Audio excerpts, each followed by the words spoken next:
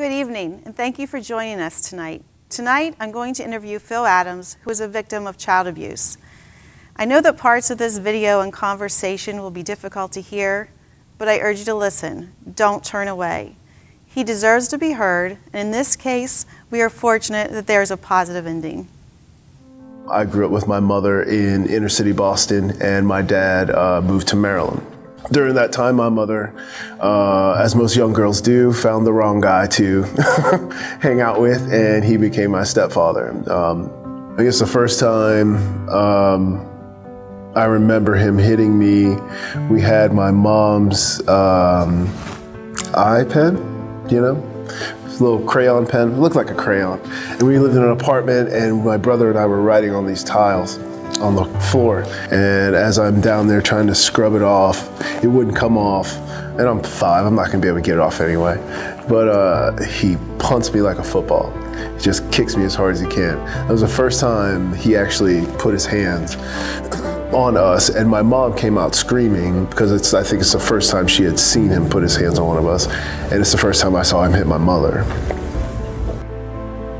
So that became the norm. Welts all up and down your arms, and cuts and bruises and scrapes, until I was about 10 or 11. It's hard to ask for help, just asking for help in general. But asking for help in that situation is really hard, especially for a child, because you're going against your parents. Like you're putting your parents in harm's way. It's pretty much what you're doing. And no matter what they do to you, no matter what my stepfather did to me, I still call him Dad.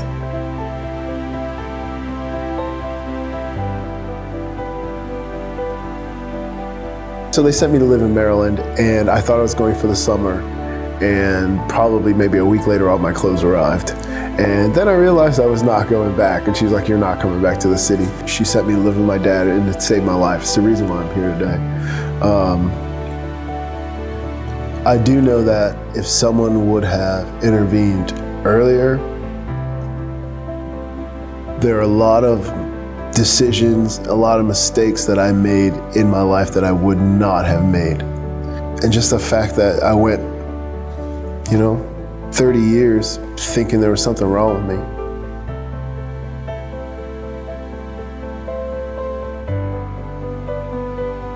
You kind of put that stuff down inside, and I guess it started kind of coming back out when I started having kids. And you start thinking about how you're going to discipline your kids, and you're like, I'm never hitting my kids, and I'm never doing this, or I'm never doing that. And it started coming up, and then I started seeing a therapist, and that's the only way I got past it. There's nothing worse than feeling helpless. And as a child, that's what you are.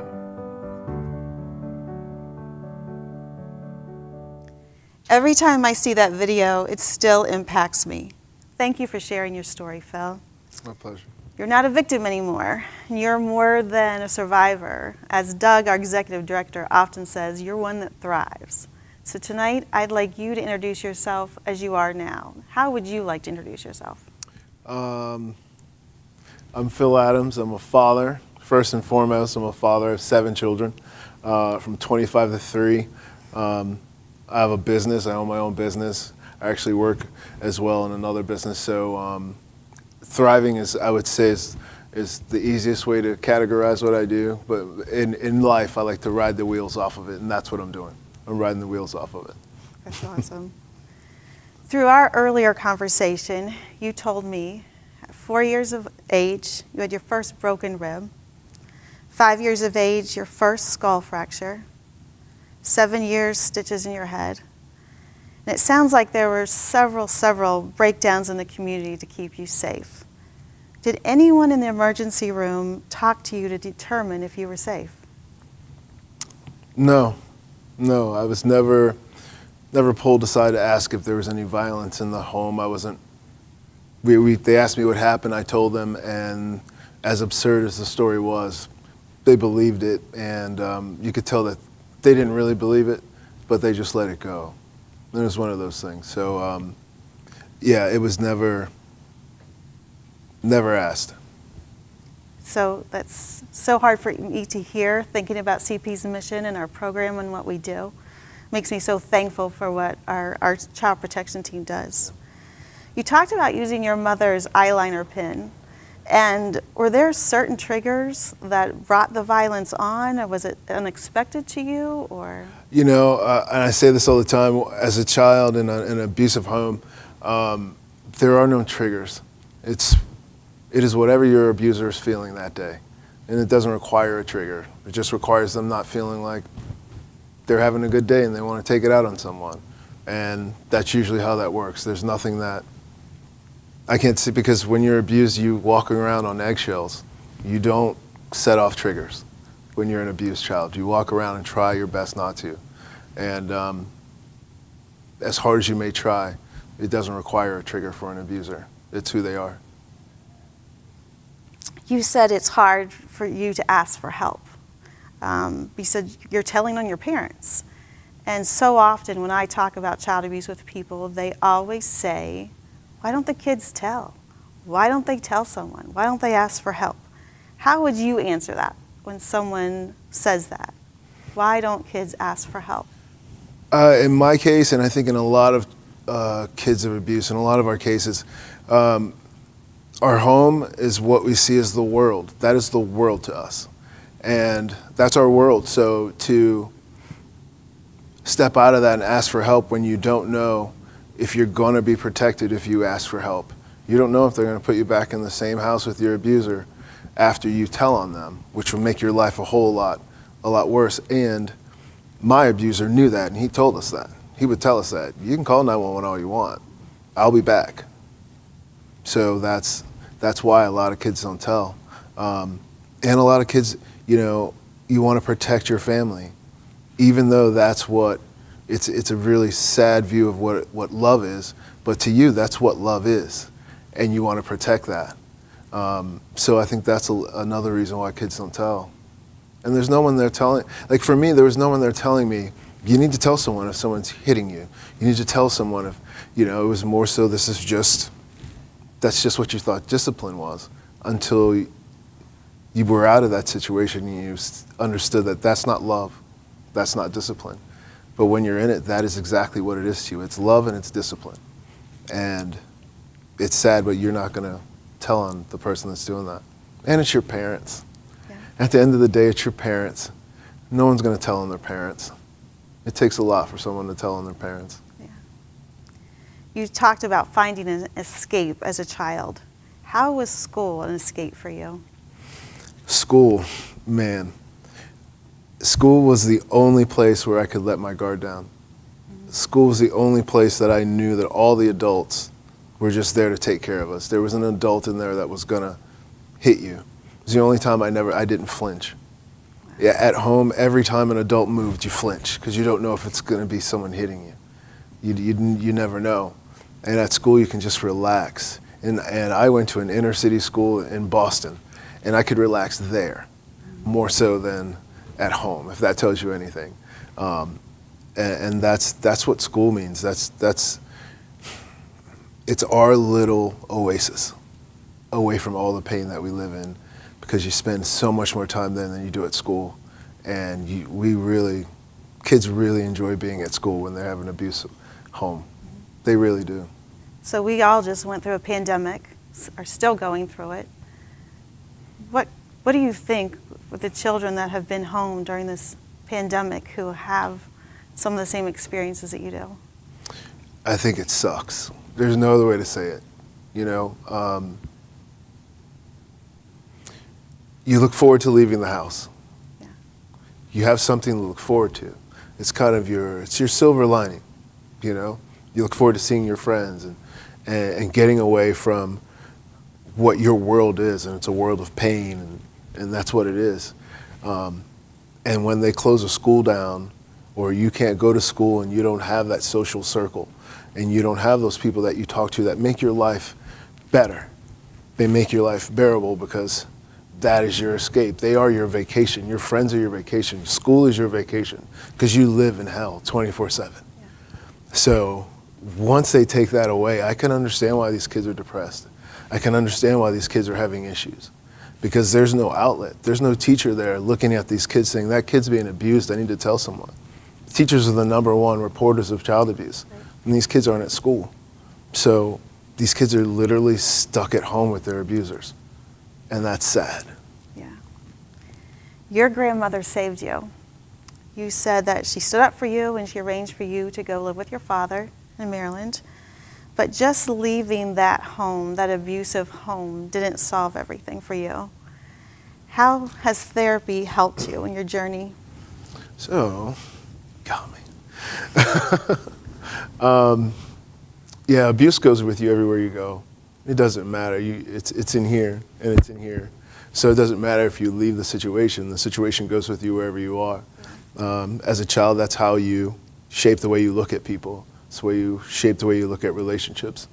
And even just because you're removed from that situation doesn't mean that changes the way you look at the world. The world is still an angry, mean place to a child of abuse. That's just what it is. And I mean, that was me I'm 44 now, and I didn't go to therapy till I was 33.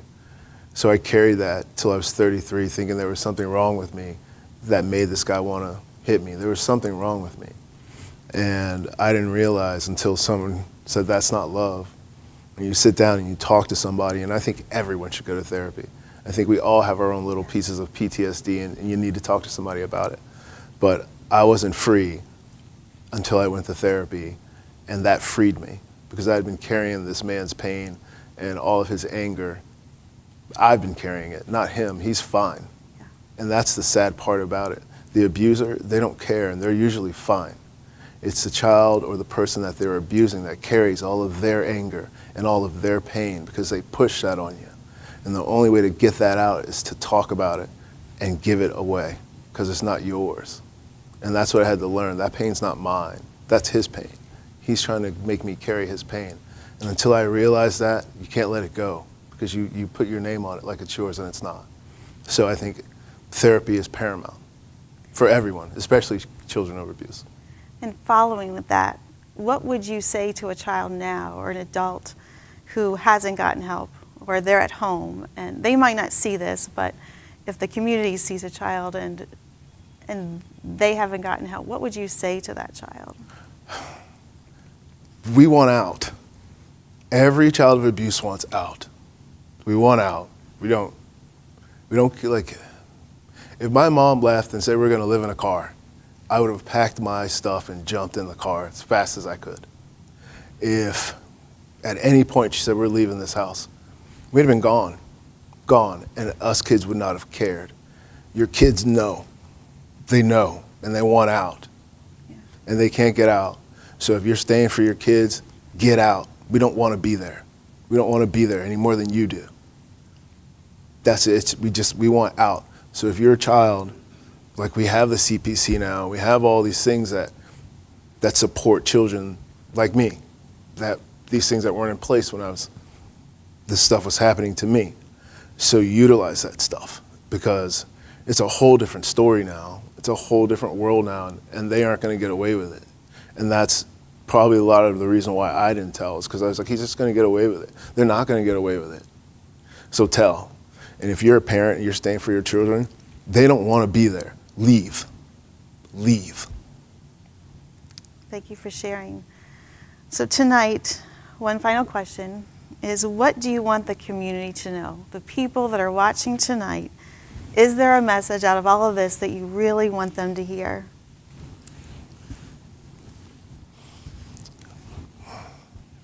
There's two messages, very simple messages. I say them all the time.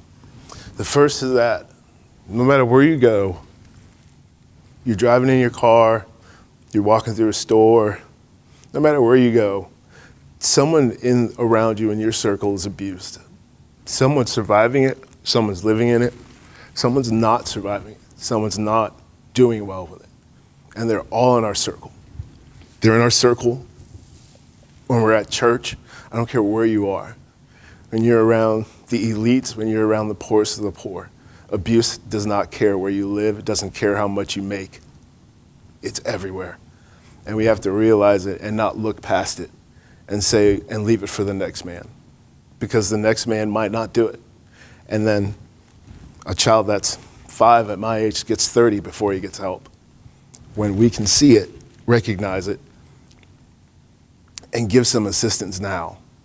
And that's what this stuff is about, and that's the second part of it. When we're in those places, and my wife and I, we say we can't go to Walmart without spending $100. We cannot set foot in the store without spending $100, and it's usually on stuff we don't need. So you can give $1 or $2 or $3 to the Child Protection Center. I mean, you can buy a raffle ticket for $50. At least you're gonna get a car in return if you win, but everywhere you go, there's a Phil Adams. Everywhere you go. And the other part of this is that I have 4 siblings that didn't have a father they could go to. They didn't have a release. There was no one there to help them. And they all lived through that until they were adults. And I think they still aren't getting the help that I get. So start now. Take a month of Starbucks and donate it to the Child Protection Center. Take a month of smoking cigarettes was killing you anyway. Donate it to the Child Protection Center. I mean, we waste so much. We waste so much. And especially when we can't have events. We can't have events because we have to be safe. Especially because we're a charitable organization and we don't want to put our donors at risk. Right. But that being said, child abuse isn't going anywhere. It hasn't gone anywhere. It has not taken a break. So we can't take a break on fighting it, and supporting the CPC is the best way to do it. Thank you, Phil. You told me a long time ago, you said, Sheila, I will never be silenced again. I will always be noticed. And I wanted to tell you tonight, we all see you and we all hear you. Each time you share your story, your vulnerability, you're making a difference because you're shining a light on child abuse. You're educating people, you're giving hope, and I just commend you so much for sharing and being vulnerable. And you talked about that you didn't have a CPC in your life. So tonight, what I'd like you to do, I'd like to give you an opportunity to symbolize your journey of healing and recognize the impact that you have on protecting children by giving you your own marble to put in our pillar of hope. Thanks. Thank you.